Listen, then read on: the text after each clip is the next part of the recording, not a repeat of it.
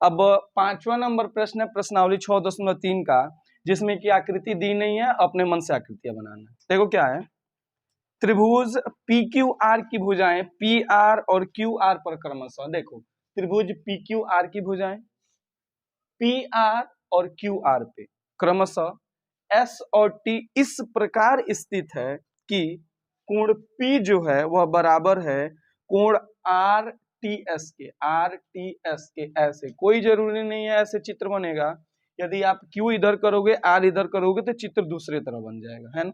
मैंने P Q R ऐसे start किया हुआ क्लॉकवाइज, तो फिर ऐसे चित्र बना हुआ, ठीक है।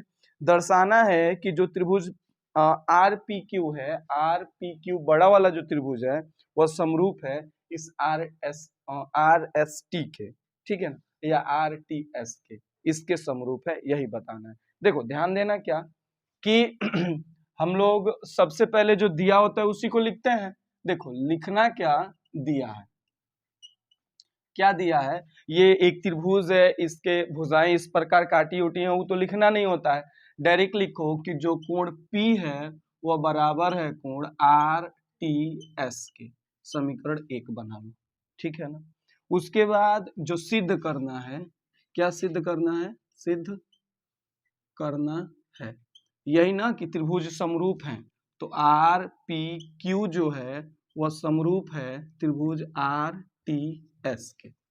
ये दोनों त्रिभुज एक दूसरे के समरूप हैं, इसी बात को हमें प्रूफ करना है, ठीक है। उपपत्ति पे चलो, उपपत्ति में देखो, उपपत्ति में जिस त्रिभुज को समरूप प्रूफ करना होता है उसे ही लेते हैं, क्लियर बात है ना। देखना इधर ध्यान देना कि इसमें लिखेंगे कोण P बराबर कोण आर टी एस, इसको लिख देना दिया है। सबसे पहले मैं बोला हूं कि जिस त्रिभुज को प्रूफ करना होता है उसे लेते हैं, तो यहाँ उपपत्ति यहाँ से स्टार्ट करना और लिखना कि त्रिभुज आर पी क्यू तथा त्रिभुज आर टी एस में, इसी त्रिभुज को प्रूफ करना है, इसी त्रिभुज में ले लेते हैं। अब देखो आर पी क्यू की जो एक कोण है वो P है, और कोण आर टी एस का जो एक कोण है वह आर टी एस है ना।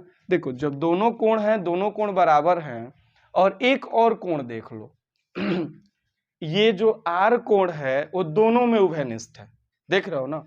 आर जो है इस छोटे वाले में भी है और आर जो है वो बड़े वाले में भी है, तो लिख लेना कोण आर बराबर कोण आर, ठीक है। दोनों कोण बराबर है ना, तो जब दोनों कोण बराबर हैं तो फिर देखना एक कोण यहाँ एक कोण यहाँ, दो कोण बराबर हो गए तो फिर त्रिभुज समरूप हो जाएगा ना।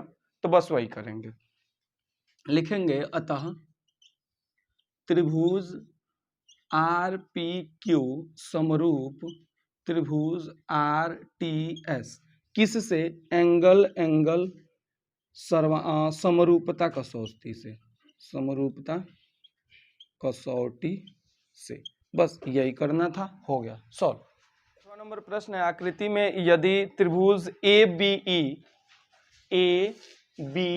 ई सर्वांगसम है त्रिभुज ए सी डी के, यानी कि यह वाला त्रिभुज इस त्रिभुज के सर्वांगसम, ठीक है।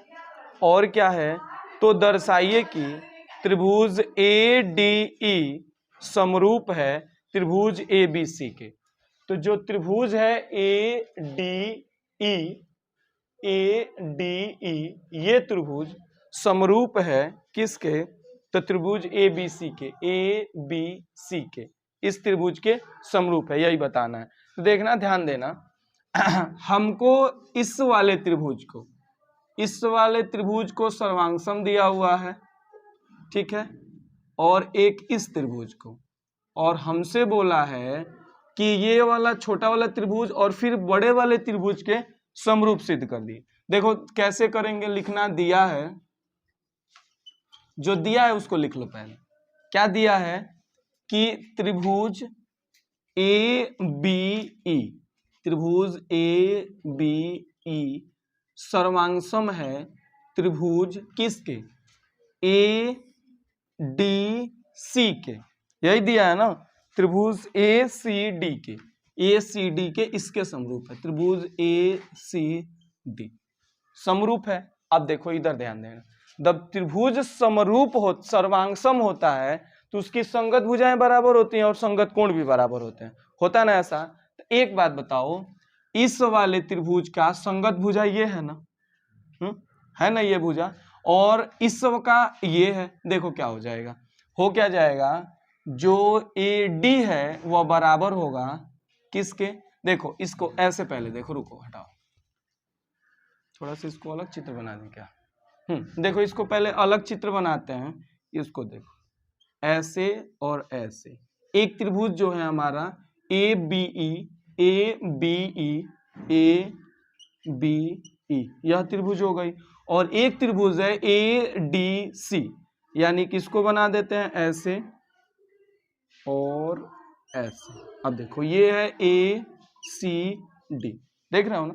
अब एक बात बताओ, जो ये वाली भुजा है वह इसके बराबर होगी ना, इसको जोड़ने के बाद यही आकृति बन रही है, तो ये जो है इसके बराबर होगा, ये वाला इसके बराबर होगा ना, और जो अंदर वाला है वो अंदर वाले के बराबर होगा। अंदर वाले से खास मतलब है नहीं हमको, क्योंकि हमें इस छोटे वाले का अनुपात बड़े वाले से बताना है। तो देखना, जब त्रिभुज सर्वांगसम है तो जो होगा वह क्या होगा, ABE की भुजा जो है AB है वह बराबर होगी ACD की बड़ी भुजा से। तो ACD की बड़ी भुजा ये है ना, तो जो AB होगी वह बराबर होगी AC की, ठीक है। इसको बना लो समीकरण 1। और देखो इसमें देखो, अब ABE में जो छोटी वाली भुजा है AE, देखो ये AE है वह बराबर होगा किसके, AD के, इस छोटी वाली भुजा के, होगा ना। तो जो AE होगा वह बराबर होगा किसके, AD के, ठीक है। इसको बना लो समीकरण 2।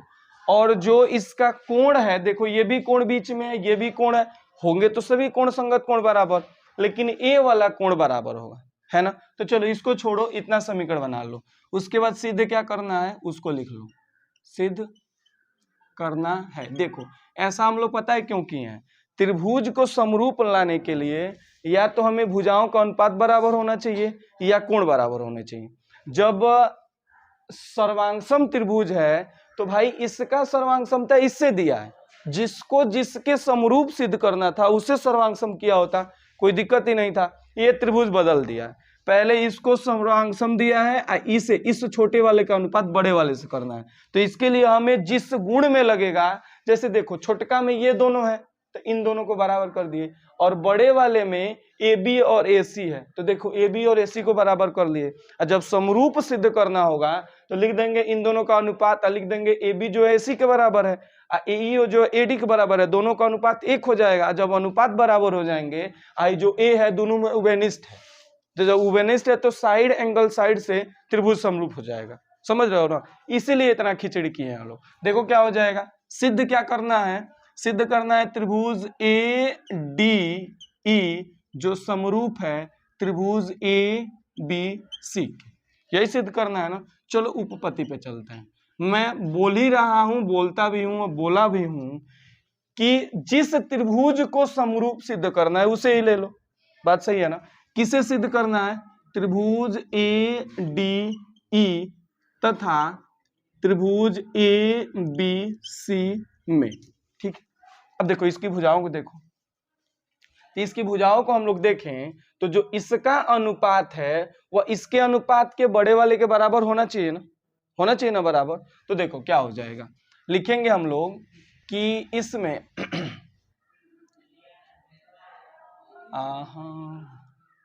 त्रिभुज ADE तथा त्रिभुज ABC में, अब देखो तो जो हमारा इसका अनुपात जो होगा, जब अनुपात ले लो AD अब बटा AB, AD तरीका बता देंगे, इसको समीकरण बना लो 3।